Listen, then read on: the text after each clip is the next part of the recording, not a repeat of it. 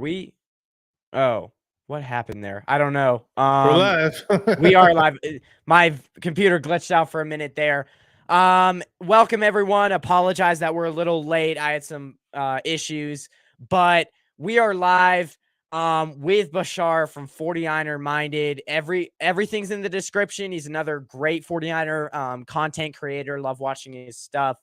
You can follow him on Twitter. That's in the description. YouTube, that's in the description. So this should be a fun show. Excited to talk Niners with you.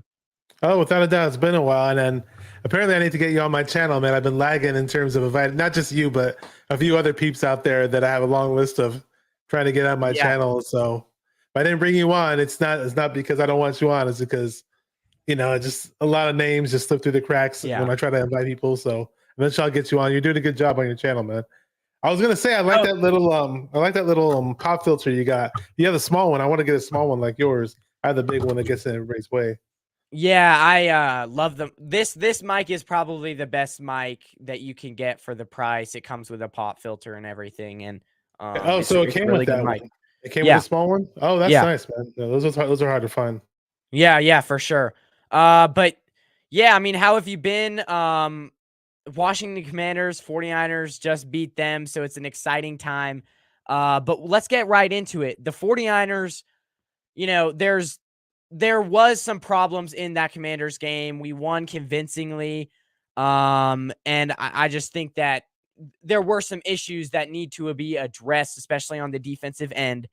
My question to you is, did this Commanders game raise any red flags for the 49ers defense that can't be fixed? Are there any problems that you don't see in the foreseeable future this season getting fixed on this 49ers defense? I mean, you're probably alluding to the fact that some of our DBs some of our DBs were getting beat from time to time. I expected better from them, to be honest with you, but every now and then you're gonna have that game, where just certain things don't play as they do in other as they will. I'm sorry. You have those games where you don't still perform as well as you normally do in the previous weeks. It's always going to be a game like that, regardless of who you play. Now, if you're looking down the road and you're thinking, oh, whoa, the secondary's a huge red flag on our team. I mean, we might play the Vikings in the playoffs. Who knows? I mean, with the deep threats they got, it could be a problem down the road. Am I really, really worried about it, though? Maybe I don't know if I'm being a little homer about it or if it's just wishful thinking, but it's not a major concern for me because I didn't see it happen all throughout the year. I mean, we have this, our defense is just ranked incredibly well. They're really, really performing above and beyond expectations. And we lost Mosley, and not that Lenore has been perfect, not that he's a shutdown corner, but for the most part, Lenore's been playing pretty well. Every now and then he has a slip ups. I love Hufanga, but every now and then, sometimes he lets stupid coverages go by him where he's where he's not looking for his assignment properly, which is a bit of an issue, and hopefully he fixes that, and it's not going to be an issue anymore. But sometimes he is right there, guarding the guy, and he is in the proper spot, but he still gets beat. So there's a concern. Is it really? I don't think it's major, but it's definitely a concern. But hopefully they fix it, and maybe when we play these other teams, we just match up against them better, so where it's not that much of anything to worry about. That's how I look at it. That's a good point. I think the 49ers play so much zone coverage, especially without Emmanuel Mosley, and that was a huge loss early in the year because what you saw, especially early in that game, and I know the 49ers really didn't give up that many points in the first half, but there were a lot of points left on the field that they could have given up. And I think the big thing, if you go back and watch, I think the Washington Commanders were just killing them on those short slant routes or short out routes, whatever it was, just a bunch of short routes, get the ball out of Taylor Heineke's hands fast. And they were killing them on those routes because we play a padded zone. I don't think that I don't think press man-to-man coverage, we're going to switch to press man-to-man coverage anytime soon because with Lenore out there, you're never going to be able to play press man-to-man. And so that was the only really problem that I saw with this 49ers defense that won't be able to be fixed because of the corner we have opposite of Charvarius Ward. So I get what you're saying with that. I just want to say what's up to some people in the chat that are yeah, here. yeah, for sure. Joey's here, good friend of mine, Joey Mahoney. I don't know who this is, but shout out to you for coming in. Joey Mahoney, what's good, What's up, fam? We have David McNiner. I call David him still McNiner. David McNew. I know, yeah. What up, Camper and Bashar? And then he says, and then Joey Mahoney says, red flags, red flags, LOL, you're nitpicking. If you think we need to fix something, how many categories? I think you mean show me how many categories. We're number one. Sorry. Yeah, we are number one in multiple categories. So again, I'm not totally worried about the secondary, but it's, every now and then there are slip ups. Well, and it might be cause for concern. So yeah, well, and if you face a team like the Chiefs or the Eagles, the Chiefs have a really good offensive line. So you face a team like that who wants to go deep. That offensive line holds up. You're playing a padded zone coverage. Then they could probably beat you deep. Same with the Eagles. Really good offensive line, although they're missing Lane Johnson now. But who knows when he'll come back. I think his status is unclear. But and then even the Bengals. Now, the one thing I will say, like the Bengals, this is a team that has speed, and that's a team that could also kill the 49ers, but the Bengals have a lot better of a defense this year as well. So if we do end up facing them in the Super Bowl, I mean, the Bengals could really pose problems because they have a better defense than they did last year. They rarely have given up 20-plus points this year. So. Okay, so surprise, I know who that hot box is guy. I thought that was something that you knew because I've never seen him pop up in my chats before. But I know who he is now. He probably caught up because on my Facebook, I definitely put the link for the video, so some people popped in there. That's cool, man. He's Niner fan. He's cool, actually. He says, "I'm Bashar's worst nightmare in the Pacific Northwest." What he was trying to say, if it's not broken, don't try to fix it. Because I believe you saw your thumbnail where it showed Purdy and it showed a picture of Lance. Yeah, that's pretty much what he was referring to. Purdy's looking good, man. And there's a lot of people that are really happy with what they see the quarterback position right now. So it's going to be really interesting going into the playoffs to see what we do. Yeah, for sure. I'm real quickly. Yeah. So do you want to get to that now? Is there another? Yeah, might as well. I don't know what your question. Right now it's no controversy because he's the only quarterback that's really healthy that's worth something, right? Yeah. It's not like Josh Johnson's going to do anything. Am I a little worried about Josh Johnson as our backup? Yes, I am, because I was honestly hoping Trey Lance, I think physically he will be healthy. He probably is fully physically healthy now, but they're just not saying it. In terms of the timetable, he was ahead of schedule, was what they were saying about a month ago. So, they kept it under wraps, and they haven't really talked about it. But we can't even bring him up now because I believe the active roster, you can only bring up one other person from injured reserve, right? Yeah, that's a good point. But we could probably cut Josh Johnson and then bring him up, right? Maybe. I'm not sure how it works. So for example, when they brought up Trent Williams, what I was hearing is they could only bring up one other person from injured reserve, and that next person who's next in line is Elijah Mitchell, most likely. They'd bring Elijah Mitchell up before they bring up Trey Lance. And I'd love to have Elijah Mitchell alongside Christian McCaffrey in the playoffs. I think that would be awesome. And I make no bones about it. I'm a big Trey Lance supporter, but Purdy's looking pretty damn good, dude. Pretty damn good, however you want to say it. Well, Go ahead. I was just gonna say, it's like, so right now it's not a controversy because Lance isn't even activated. He's not even practicing right now. So, but next year, assuming, best case scenario is we win the Super Bowl, right? Right. But let's just say we win 2 playoff games, or we win 1 playoff game and then we lose, or who knows what happens in the playoffs. So let's just say we don't win the Super Bowl. I still think even if we don't win the Super Bowl, the Kyle Shanahan and the front office, they're going to be open to having some type of a quarterback competition, or at least they're not going to just hand it to Trey Lance on a silver platter.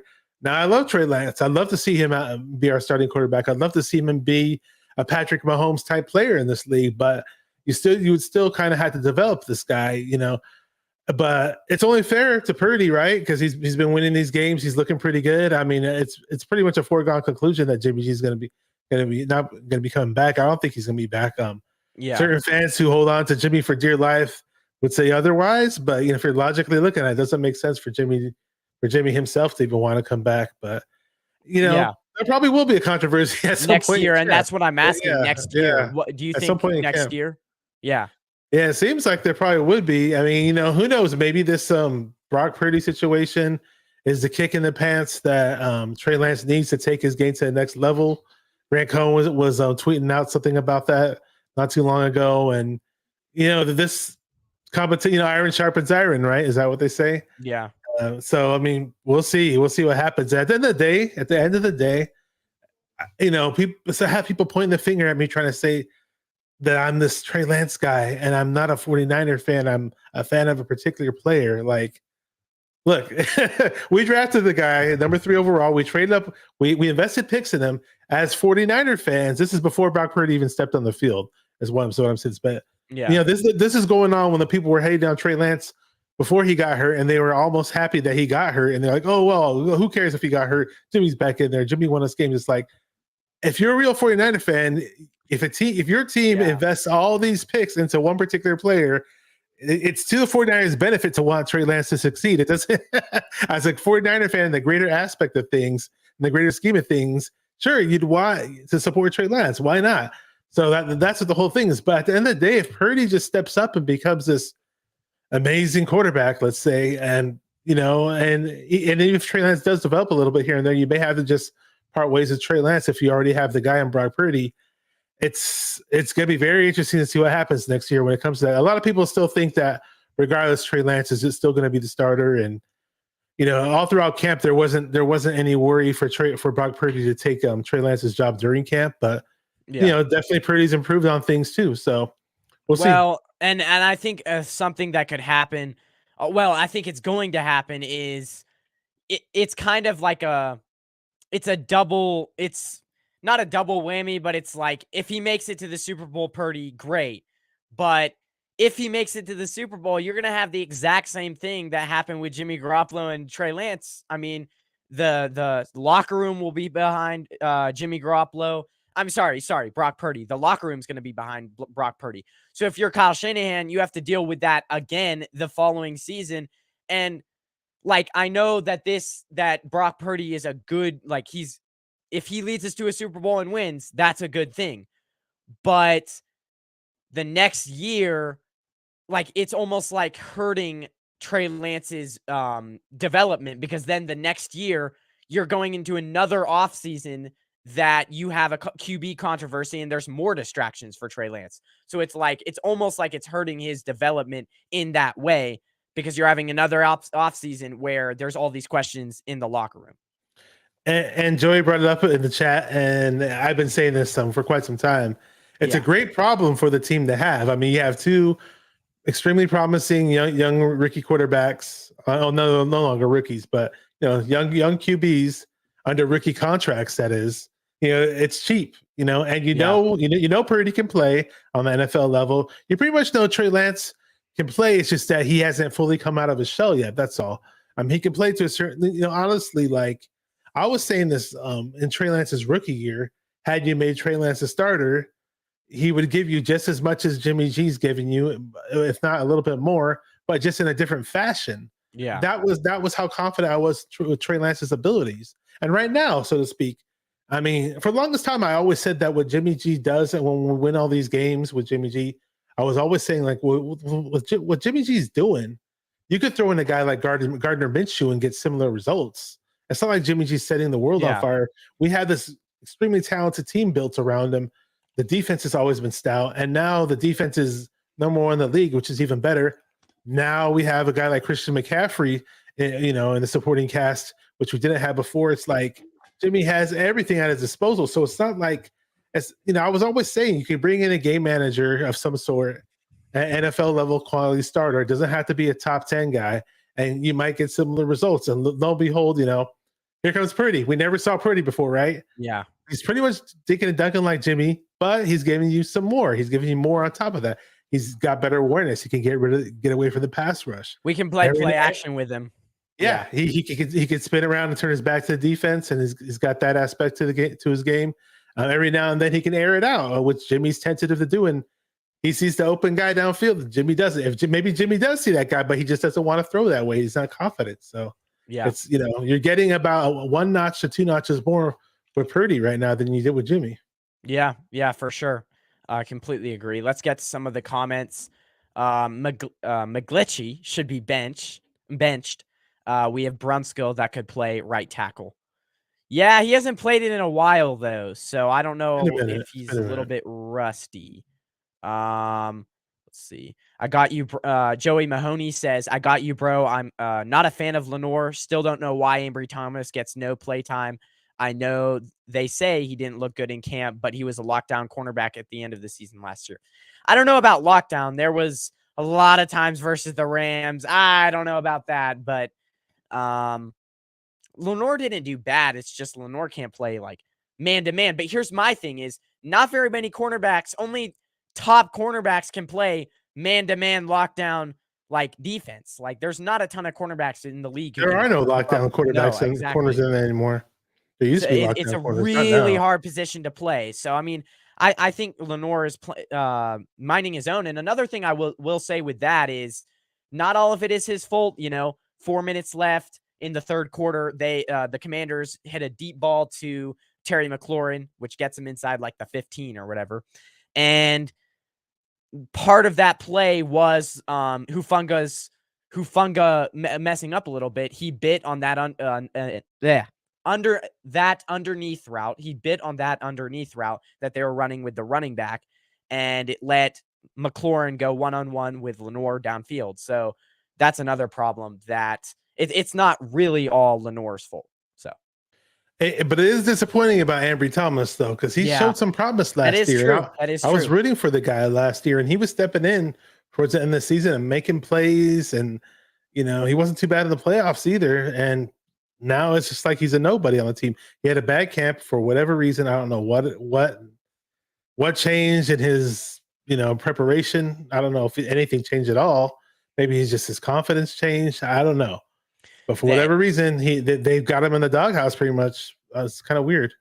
They kind of do say like sophomore slump with a lot of players. That could be what it is. Also, maybe that championship game, the way he was getting beat, maybe that was the reason why he just kind of lost his confidence through the playoffs. And now we have Janoris Jenkins in the mix. Who has but it is us with old cornerbacks. Anyways, go ahead. But I mean, he has stepped on the field a few times, but honestly, it's to the point where I haven't even seen him. I haven't noticed him.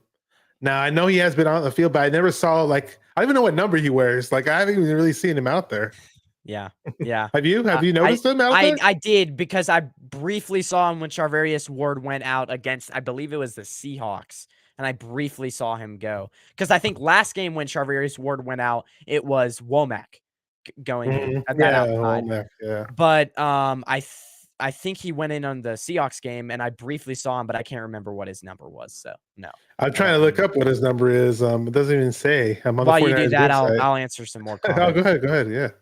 And both Purdy and Lance are both on rookie contracts. Yeah, that is nice. And I was saying with Lance, his window, that's his third year on his contract next year, so his window is slowly closing. That you have that you're not paying him that much. But if Purdy becomes our long-term starter, then you have another few years until he gets his big contract. So yeah, that's nice.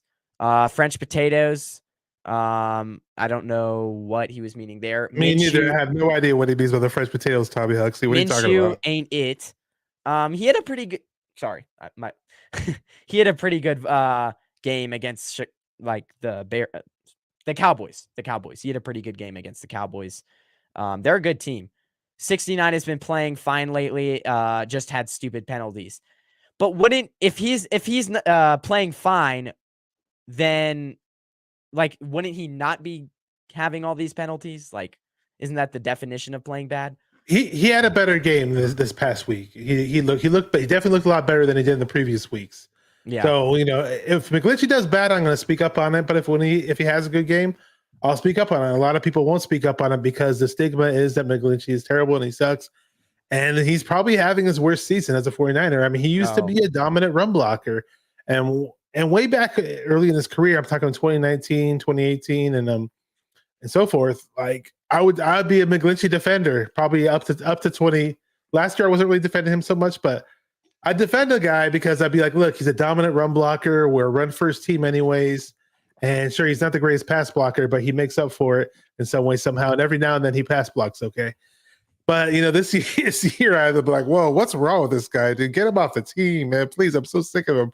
But lately he has been looking a little better, so we'll see. Yeah, that is true. Compared to I think it was the game against the Dolphins it was the game against the Dolphins where that was bad. That was abysmal. But he's had a lot of bad games this year. Yeah. So let's move on, though. We'll take some more comments after this next topic, but we've got the next topic, which is, do you agree with the 49ers being number 1 in the NFL? I looked around at a lot of power rankings, the consensus, the consensus pick of most of these power rankings that I've looked at is having the 49ers at number 1 in the NFL. So do you agree that they're the best team in the NFL? As we speak right now, at this moment, we're looking like it. I mean, we're up there. If we're not the best team, we're definitely the second best team. And I'm not a big fan of power rankings, obviously. I mean, I've mentioned that before in the past. I mean, because it's not the NCAA where power rankings really matter more so than they, NFL is different. But, it's like the NFL, it's almost like, you go to the playoffs and like the teams that win their divisions are the teams you got to look out for. But every now and then another team that didn't win their division is a team that can creep up on whoever. But in general, we're in the thick of things. We clinched our division super early. We're in a great position. Ever since that we got CMC, we've been on this crazy win streak. I mean, the only game we didn't win with McCaffrey was the freaking Chiefs game. But that does that really count because he was only on the team for 2 days. So. But right now, as we speak, I mean, I believe we're ranked 10th in points per game at 25 points per game. That's what I see right here. We're ranked 10th, and the Eagles are number 1 at 29.7. So they're right ahead of the Chiefs. And on a good day, we can put up points now. We're scoring. I just think we're more likely to put up more touchdowns now than before. Before we relied so much on field goals. But now that Purdy's in the mix, things are looking like you see how involved George Kittle is now. He's got 4 touchdowns the past 2 games. There was some stat that came up about I think it's like the first time since T.O.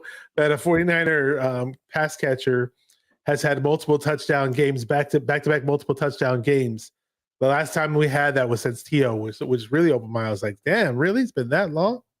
Yeah, it is crazy. Like, the 49ers, even with I know what you're saying with the receivers, but it's just like even with the cornerbacks as well. Like, it's been that long since we've had a really pretty decent or really good corner. It's been that long since we've had a top 5 corner. It's been that long since we have had that type of passing game, like you said with T.O. Like, it's crazy how this year is kind of reminding us of the days that we used to make the Super Bowl and we're a powerhouse. So it is crazy to think that. I would say that I think we're number 1, but I think it's very close because I know the Eagles lost.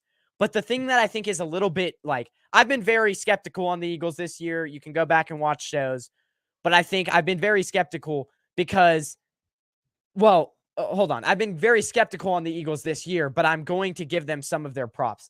They were missing Jalen Hurts, and you could argue, I mean, if they have Jalen Hurts for that Cowboys game, they win that game. So I don't really put a ton of stock into that Cowboys loss. I guess a lot of other people did, but I think it's very close. You have the Bills who started to run the ball a little bit against the Bears.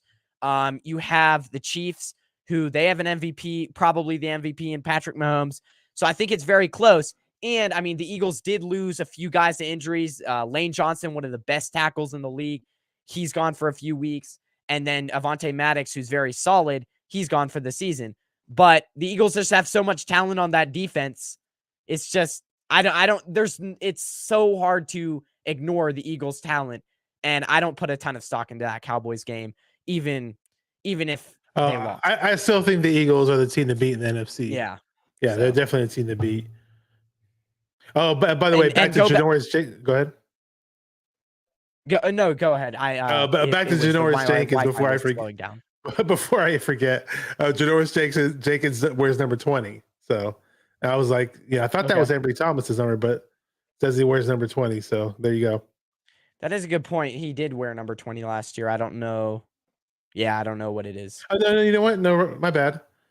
I see it right here. It's Ambry Thomas is 20. Why did I say Jenkins was 20? I see him on this roster somewhere. I'm looking at. I know it's not off there. I just brought it up earlier, so I thought it was kind of funny. If I go back and find out, I'll let you know. Or I'll type in the secret chat.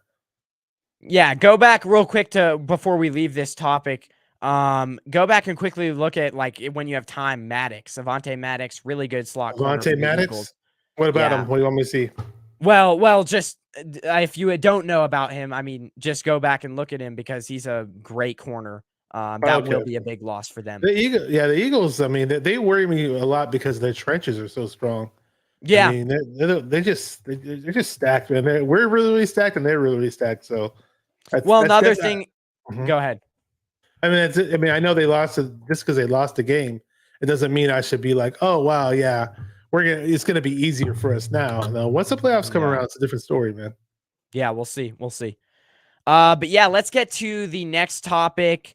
This one is a little bit, let me see. I'm trying to. Oh yeah, we're going a little bit away from the 49ers. Actually, first let's get some comments. There is a lot in here, so we'll try to get what we can, but if we don't get it all, then I apologize. Everyone was shitting on Aaron Banks, said he sucks. Yeah, beginning of this season for sure. He has done, he's exceeded my expectations. I had that conversation with a lot of people who were writing him off just because he didn't step on the field last year. I was like, hold up, just wait to see what he can do, man. They had enough confidence in him to pencil him as a starter. So maybe he's better than what you guys think. Like, no, he sucks. He didn't play last year. Well, just wait, watch, and look. But we also have Lakin. So yeah, we had Lakin last year, but it just, we put some players on the shelf this year too. Hopefully, one or two of those guys pan out. I mean, we got a few guys that are just sitting on our roster, but they don't really play. So we'll see, man. We kind of have we kind of do this thing where we redshirt players, kind of like the way certain the way they do in college or whatever. You don't see that in the NFL, but if it works, it works. Yeah. 69 hasn't gotten bull rushed lately. I was a little bit surprised about that because they did have what's his name? 99 for the Commanders, really good. Oh my gosh, why am I know Montez Sweat was playing it up on him for a good point of time. Sweat, but also Chase. Yeah, Chase Young, yeah. Yeah, Chase Young, he was good, and we were having problems, you see, in the first half with him, but he didn't make really an impact as much in the second half. Their whole D line is stacked. I mean, aside from the Eagles, the freaking Redskins were the one team I was worried about in terms of D line. And they're two D tackles inside. They get crazy sack numbers for D tackles. So I was like, I think our O line did a really nice job, even though we gave 3 sacks or something. In general, I think they did a pretty good job. Yeah. Remember how worried everybody was about the O line before the season started? How terrible the O line looked in the preseason. And now look at the O line; they're a lot better now. Yeah. That's a good point. There was a lot of talk about how bad they would be, but they've been solid, which is kind of a testament to John Lynch, Kyle Shanahan having faith in their guys, and as well as the offensive line coach. Definitely, that guy is really. What is his name? It's like Bob. Is it? What? Are you talking about Forrester, the offensive line coach? He's really good. Yeah, he's pretty good. Can't believe Brendel is a Pro Bowl alternate. I think he did pretty good. Wait, you think he should have been a Pro Bowler? Or? No, I don't. I mean, he's doing good for playing within our system, and he's doing better than what people thought he would do. But I definitely don't think he's a Pro Bowl alternate. No, I don't. Yeah, I'm gonna have to go look and see how many people were snubbed because there probably were a lot of people. Yeah, we got snubbed pretty bad at certain positions in the Pro Bowl. Yeah, Dre Greenlaw. Yeah, that was CMC. Crazy. Yeah, Brendel just proved that any player can make the Pro Bowl, or there is a league-wide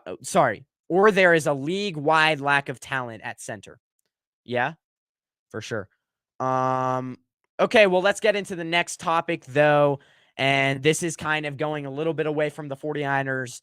Mike McDaniel, they have hit a rough patch. They were 8-3, right? They're like even vying for that second place, first place seed. I think at one point they were first place, the Dolphins team. So 8-3, vying for the first place seed.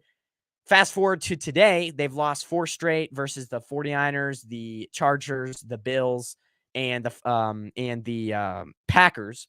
So they've lost 4 straight. They're now 8-7, fighting for a wild card spot, which is quite different to a month ago when they were quite ahead in the AFC. So 4 straight losses. I want to get your thoughts. Is McDaniels, after losing 4 straight losses, is his last loss to the Packers bad QB play or bad play calling? Is he still considered a better play caller in your mind than Kyle Shanahan? Okay, as far as the Dolphins in general, though, it's funny because I was talking to Joey, who's in the chat right now. Yeah. Before the show started, we were talking, and I was telling him how like look at how like after the Dolphins played us, how they lost all these games, and now people don't even consider them a good team. By the time when we played them, they were arguably one of the better teams in the league, and it was like a big matchup for the 49ers. Like, oh wow, we're playing this team with all these explosive playmakers, and Mike McDaniel's the new genius in town, and the new head coach, and we got to watch out for these guys. And now it's like, now there's a narrative that the 49ers didn't play anybody good. They haven't played any good teams. And, look at the Dolphins weren't good. Look at their record. They're terrible. It's like, at the end of the day, though, I think Mike McDaniel still is doing a pretty good job with the Dolphins. It's his first year there. As far as, points, they're putting up 24.3 points a game. We're putting up 25. I mean, I'm not going to go as far as to say that he was, like, people were trying to say that he was the force behind offensive, Kyle Shanahan's offense, and we lost a great guy in that department, and we're suffering because of it. And I never thought that was the case because, not that I think Shanahan's perfect or anything like that, but you know how it is when Shanahan plays his students, or, I mean, look at the talent, under the Shanahan tree that has done well in the league. Sean McVay obviously is the obvious one, but I wouldn't go as far as to say McDaniel's, better than Shanahan or that we suffered when we lost him. I definitely think he's good. I definitely think he's a great coaching talent, and I see some pretty good things happening for him in the future, just not right now. That's all. I think there is something that he did make a mistake on when he came, and I don't know if this was the GM's fault or just his fault, probably the GM's, but the Dolphins kind of went for all these flashy picks. They traded for a few really, Tyreek Hill, they got Armstead, the left tackle, but with doing that, they lack depth a little bit, and you see on the offensive line, against the Packers, that offensive line was so bad, especially on the right side. His name is escaping me right now. 71 for them. He's a right tackle. He's about worse. I would say he's worse than Mike McGlinchey. So there was pressure coming all game from the Packers. But I would say it's a little bit of both. I would say Mike McDaniel, he calls a lot of over the middle passes, but Tua's arm isn't that strong, and he genuinely or generally isn't that accurate because his arm isn't that strong, so he can't fit it into tight windows. So when you're throwing it over the middle, you're asking quarterbacks to be accurate. And Tua, just with his lack of strength in his arm, he's just not that accurate. So I think the play calling doesn't really fit the style of quarterback. And as well as hold on. Oh, Brandon Shell. There you go. I was wondering, yeah. As far as the miscommunication, there was a lot of times where Tua, especially that interception, miscommunicated with Raheem Mostert and overthrew him or something like that and threw an interception. So there were a lot of times. I think that's on the quarterback. So I think it's a little bit of both. I mean, it was funny though, because before going into the game, when we played them and Jimmy was still the quarterback, they were trying to say that they were trying to say something like Tua is like Jimmy G when it comes to not having a strong arm. But I always thought that Tua had a much better arm than Jimmy, but people are telling me that Tua's arm is not strong. Now, I don't think his arm is Trey Lance strong, but I have seen Tua connect well on deep throws. But Yeah. it looks like he does have some accuracy trying to throw certain types of throws. Is what you're saying, though. Yeah. Well, yeah, over the middle, he has a Yeah. good deep ball. He has a stronger arm Yeah. than Jimmy, but like over the middle, it's kind of a floater ball. Gotcha. So. Got it. Yeah. And that's my only question with him. But another thing is discipline with the Dolphins offense, which is lacking. And I think that is a little bit of the reflection of the coach and the position coaches as well. So, yeah, I think it's a little bit of both. But the GM definitely didn't do him a service. I mean, he traded for all these great players, but he also, I mean, the defense is lacking. The offensive line, except from the left side, is lacking. So he definitely left a lot of holes, the GM, on this roster. And it's funny because a lot of times certain teams will go for the big flashy names, and they won't but the same team won't necessarily draft properly either, though. So but I've seen that happen where a lot of times those type of teams, sure, they get the big names of you see their names in the big bright flashy lights or whatever it is, but when it comes to the meat and potatoes of a roster where you draft like the way we do, where we draft well in the 4th rounds and the 5th rounds and the 6th rounds, now the 7th round, it's like the teams that are more savvy when it comes to the draft are teams that usually come out on top, in my opinion. So signing big names or trading for big names doesn't always impress me too much with certain teams. Have more longevity as well. Exactly, they build more for the long term. Yeah. Because like the Rams came out on top, and then they suck this year because they had no depth. So hey, that's a good thing, right? That is a good thing. Let's see.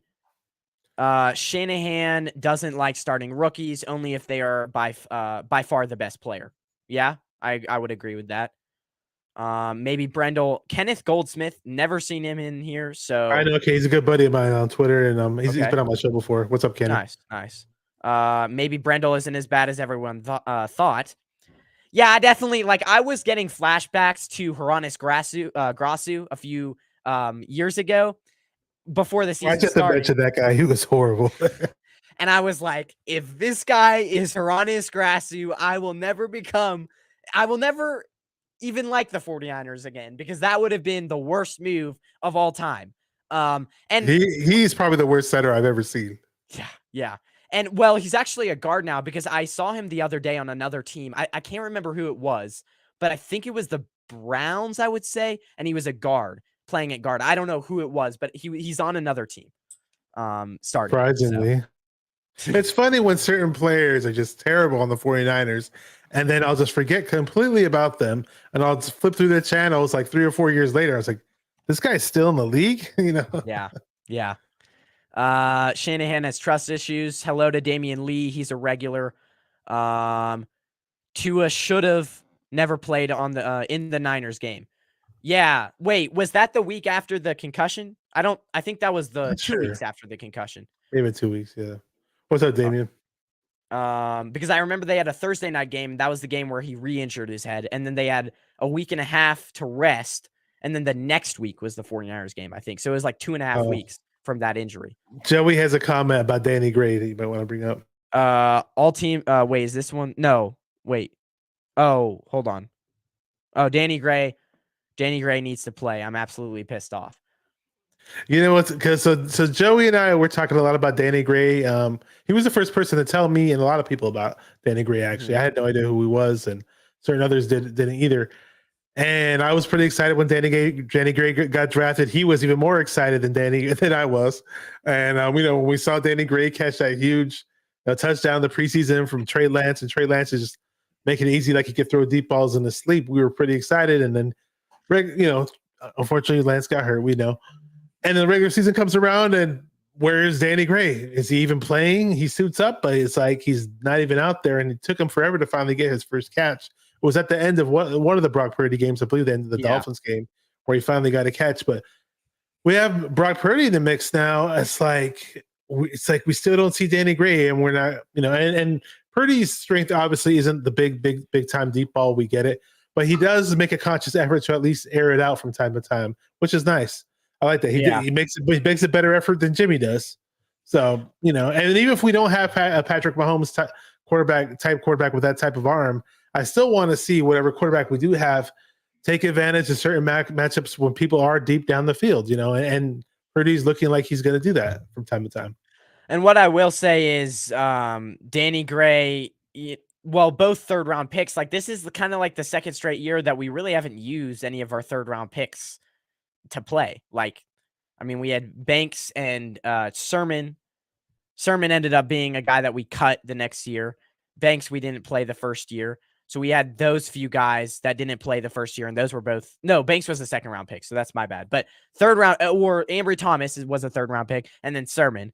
Ambry Thomas is on the bench now. Sermon's not even on the team. And then we have this year, we have Ty Davis Price, and we have Danny Gray, and neither guys are really playing and getting that much of a shot. Real quick, before we move on, what did you real quickly think of Ty Davis Price, of his few carries? Because he had a few good ones. You read my mind. You totally read my mind. I was going to bring him up because you brought up third round. You brought up Trey Sermon. And I was like, oh, boy, that reminds me of TDP. You know what? I've been one of the few guys as a 49er fan or a content creator who's still had some excitement for TDP, Tyrion Davis Price at LSU. At one point in time during the season, I even went back and watched a video of his when he first got drafted. When they show the highlights when you first get drafted, and just certain highlight videos on YouTube that are lurking around on YouTube. I'm like, dude, this guy, he punishes people when he runs the ball. I want to see him out on that damn field. And it's like, for whatever reason, Shanahan just does not put him out there. What is going on here? And at one point in time, they were saying, well, the reason why you don't see TDP activated is because Jordan Mason is a better special teams player. Therefore, Jordan Mason is getting the nod over TDP. It's not because of who's a better running back.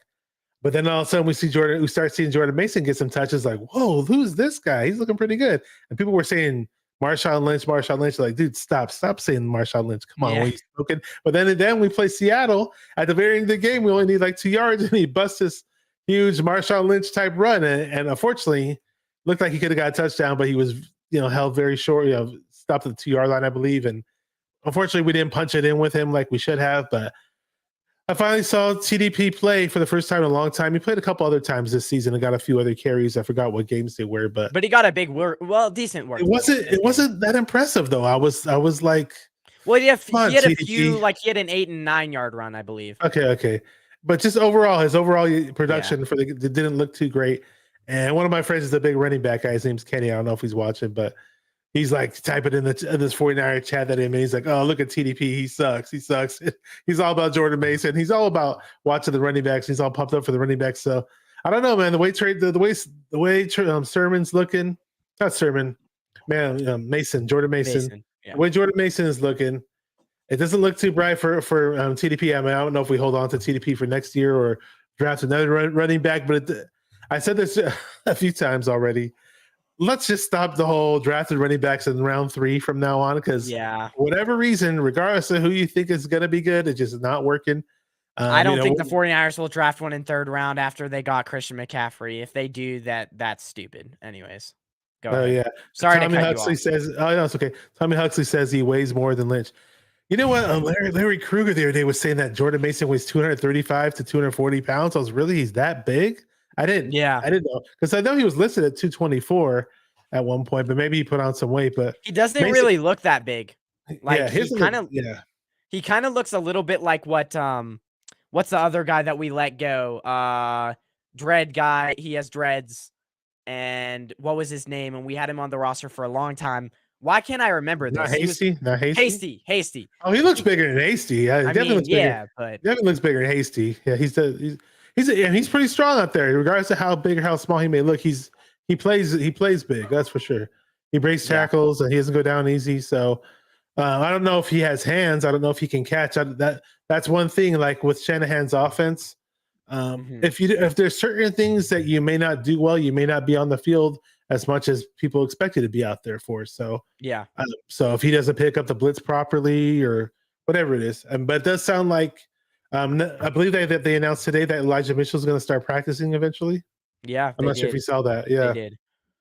So it looks like Elijah Mitchell is going to be back somewhere or another. I mentioned that earlier too. Yeah. Rick Diaz, hello, my friends with Diaz, 49ers diehard fan. I believe I've seen you in here before, so welcome if you're still watching. We'll get to the next topic, though, the last one of the day. Breaking down the Raiders versus 49ers game this Saturday. It's 49ers at Raiders so obviously in Las Vegas. They're going to Vegas, and this should be a decently big game. There's a lot of ties tied into these two teams because Raiders used to be from the Bay, so a lot of rivalry here. What are your keys for this game? Keys for this game. Well, looks like it should be a cakewalk. I'm not one to say that things are going to be a blowout before they happen, but things aren't looking good for the Raiders. If Derek Carr is not playing and their quarterback's Jarrett Stidham, who I didn't know anything about, and I was talking to my friend about him before the show started. Who is this guy? And he was trying to tell me he was terrible at Auburn, and he wasn't that great at Auburn, and he's been bouncing around. He was on the Patriots, and something's telling me with this Raider team that there's some dysfunction going on. I mean, surprise, surprise, it's the Raiders, right? Obviously, there's you mentioned the whole rivalry thing. Because I live in I lived in the Bay Area for a long time. I live in Northern California now, but it's of course sure that whole thing with Raider fans always talking smack to Niner fans and back and forth. That's always going to be there. That's cool and fun, but as far as any buildup or any hype for this game, I mean, it looks like the Raiders are just throwing in the towel for the season. I don't know if Derek Carr said something to McDaniels. I don't know if he said something to the front office. There's something going on there because it's just crazy that Carr is getting benched for some weak quarterback, and they're expecting to go into this game. I don't know what's going on with that team. And as far as matchups, I mean, sure, they got Max Crosby. He's a great pass rusher.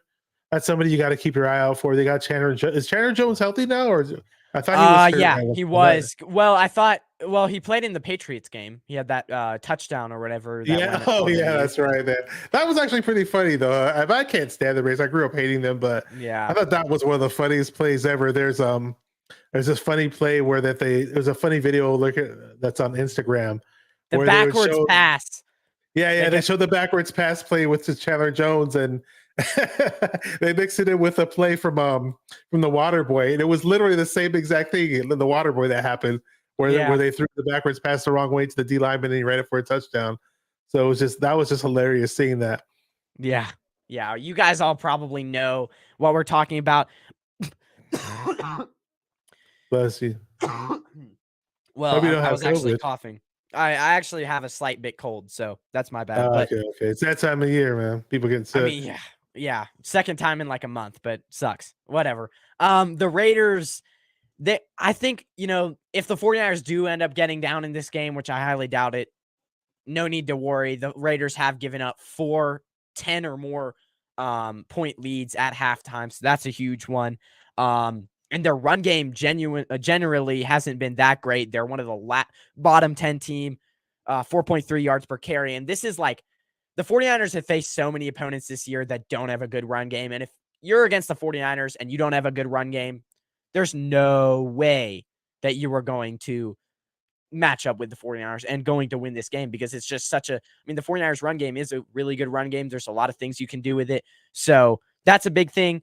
And their secondary is terrible. The only thing that I will say that the Raiders could have on us is their pass rush is really good. I mean, they have Crosby and Chandler Jones, but their pass game is terrible. Pass defense, 67% allowed to quarterbacks this season, which is a completion rate, which is, I believe, a bottom 5 team in the NFL. So that's my only concern is the defensive ends could get a lot of pressure on Purdy, but we've shown in the past that we can kind of avoid that pressure by rollouts and whatnot. So I think we get this game done handsomely, 30-17 Niners win. Yeah. Offensively, they're not too bad. They score a little over 23 points a game, but their defense, I think they give up even more points per game than they score. So they're just they're not that great on defense. And even though they do have Max Crosby, like you said, their secondary is not that great. I actually thought their running game would be a lot better because Josh Jacobs is a pretty good running back, but I guess he doesn't get much help elsewhere. Well, and they do have some talent, Devontae Adams. But, even with Devontae Adams, you have a quarterback who's throwing to you who I don't think is going to be able to get him the ball. So it's he's probably not going to be a non-factor. Okay. I had something in the back of my head that Chandler Jones got hurt, and Tommy Huxley said Chandler Jones got carted off the field. Oh, really? In one of the other games. Yeah, okay. So I was right. Yeah, I know. I just remember hearing that he got hurt. Yeah, so. I don't really follow a ton of Raiders football. Me I mean, I neither. watch highlights afterwards of these different games, but I mean, unless it's the 49ers, I really don't pay much When attention the to other Raiders were in games. the Bay Area, I followed them more. That's for sure. But the Yeah. moment they left California, I was like, whatever. They're in Las Vegas now. Also, this last game was like a snooze fest with the Steelers. I didn't even watch that game. I did a show. I didn't watch it either. So, yeah. Yeah. So Chandler Jones is gonna miss the final 2 games. He has an elbow injury, is what it is. So that sucks. there you go. That sucks. Yeah. And he's been pretty lackluster. I don't think he's been as good as he was with the Cardinals either. Yeah. I saw a stat the other week that he has only had like 2 sacks throughout the season or something like that. So, that's weak. that's Grandizer's here. What's up, Grandizer? Yeah, let's get to some of the comments. We have okay, so let's see. I'm trying to think where I stopped at. I mean, we can just get to a few of them. Obviously, I need to probably go because we have guests over and they just came. So, but let's get to these comments a little bit. David 2 wasted picks. David 2 wasted picks back to back. That he was talking about the 3rd round. Yeah, third rounders. Yeah. What deals is here listening? I don't know what he's talking about. Grandizer, obviously. Thank you for all the support. He comments on my videos. Thank you, man. Definitely want to have you on, Grandizer. So hit me up. I have your email. I want to talk Dolphins with you because this is the time to talk Dolphins when they are collapsing. I really want to see your perspective because you had a very interesting comment. So hit me up. I want to do a show with you just to talk Dolphins. May I ask how old you are? Me? I'm 15. And then Tommy Huxley, he knows the system very, very the system very well, they say. Stidham. He was referring to Stidham. Joey Mahoney, Raiders need to stay in the hotel and forfeit the game and save their fans the embarrassment. That's a little rough, man. This isn't turf, right? I don't think this is turf. You know what? I think it is turf. That's a no. Yeah, I think it is turf. Las Vegas. That sucks. Stadium. 4.5 sacks for Chandler Jones. You just put in the thing. Yeah, I sent that to you. So it wasn't 2 sacks, but maybe that was a few weeks ago that I saw that. I don't know. It's artificial turf, so that's not good. That sucks. Hopefully we don't get all of our players injured. I'm crossing my fingers. Oh, you know what? Hang on. Actually, the Raiders play on real grass. Get this. Okay, nice. But when UNLV, uses that stadium from time to time, they use turf. They use artificial turf. So that's good. At least we're playing on real grass in a damn dome. I wish every dome would do that. By the way, every stadium in the league convert to real grass. Other stadiums have a way to do it where they're putting in real grass. Make it happen with every team in the league. I completely agree. And I think it has to come up in the Players Association meeting that they have, every year, whatever it is. It has to come up because every player is tweeting it. I mean, a lot of players are tweeting that this needs to go. And you're a multi-million, a bunch of owners are super rich. I don't understand why you can't put it in. Yeah, and don't they want to protect their investment, right? I mean, I've paid millions of dollars for all these players. Personally, I've played on turf. It sucks. I played on it once. I played on it once when I was in high school. We had a playoff game, and we played the playoff game at a junior college. We won the game, though, so that part was cool. The other part that was cool about it was, hey, I got to wear my basketball shoes instead of cleats. But other than that, I'd rather play. I didn't get hurt or anything, and we didn't have any injuries on our team. But it just doesn't feel the same. Grass feels much better. Yeah, I mean, you feel faster on turf, but it feels like concrete, or some turf does. So, let's see. We'll probably skip a few of these because I have to get out of here. So I apologize, everyone. 45-6. That's what Joey Mahoney says. That's quite a score. I think we'll have a pretty easy, time with the Raiders. But 45-6. Dang. Let's not hope for it. I hope it happens. Yeah. I only watch because my mom is a huge Steelers fan, and Franco Harris asked my mom to dance. Really? Wow. R.I.P. Franco Harris. He was a pretty amazing running back. So you didn't see him because he was a long time ago. Oh no, yeah, he was way before my time. But I've seen NFL films and all that. Yeah, me too. He did seem like there was a lot of people shocked by that death, and I don't blame them. So yeah, he's a good guy too. Good dude. yeah. Let's see. Ben and Bashar. What kid kind of season has the pass rusher via USC Drake Jackson? Drake Jackson. He's having I mean, he's a depth player. He's a role player, but I think he's getting pressure. He hasn't played bad. I went overboard because I heard a lot of good things in the preseason, and I saw him in the preseason. Heard a lot of good things coming out of camp. I was saying watch for him to get 10 sacks, and I was way off on that. But he's doing pretty good actually, because he's not on the field that much, but when he is on the field, he's extremely efficient at batting down passes. Yeah, he's one of the more efficient players in the whole league. He's probably like top 2 or top 3 at that. Yeah. So I think next year he'll do a lot better. That was a good pick for him. Get developed behind this defensive line. You have a guy who it was a good. And here's the thing that a lot of 49ers fans don't want to hear. But if the 49ers, for some reason, can't re-sign Nick Bosa, which is something but it's something that's real, right? He's going to want a lot of money. If Drake Jackson can develop right, he could be a good pass rusher that kind of replaces Nick Bosa if he leaves. And if he doesn't, then he's a guy that if he develops, which he will, he's going to be a really good player alongside Nick Bosa. Eventually. Yeah, a lot of people were saying that if Drake Jackson leans out this offseason, he just gets a bit more lean and gets his body a bit right, up to more to NFL standards, he'll be a lot more explosive next year. So we'll see. Yeah, good point. He was a little bit, because at one point he was asked to play linebacker. He was moved around a lot at USC, so definitely we'll see with that. But what have you got coming out, Bashar, on your channel? Obviously you're active on there, so what have you got coming out on your channel? Link in the description if you want to subscribe. Yeah, I didn't set it out on my channel where if you clicked on my channel that you'll see it. But tomorrow I'm going to be having Wolf on there. Actually, it's Wolf Niner Cast is the name of the channel, I believe, if I'm not mistaken. And I think I've heard of it. Yeah. He's Niner Gang Wolf Cast. Niner Gang Wolf Cast. I believe his first name actually is Wolf, though. At least that's what it says on Twitter. Really good dude, though. One of the newer content creators out there. And looking forward to having him on there. It should be at 7:00 tomorrow. And I'll have the thumbnail set up later tonight on my channel if you want to see that. And if you're subscribed to my channel, hit the bell notification, and you'll get notified once we go live. So nice. So go do that. Hit the like and subscribe. Go do all of that good stuff. Everyone, this has been a great stream. Thank you for all the comments. Thank you for all the support once again. Last week of Christmas break, so I don't know if I'm going to be able be as consistent as I have been, but we'll see. I probably will have another live stream on Saturday going up. Well, actually, it's New Year's Eve, so probably not. But maybe Sunday night. Maybe Sunday night. We'll see. So everyone, this has been a great stream.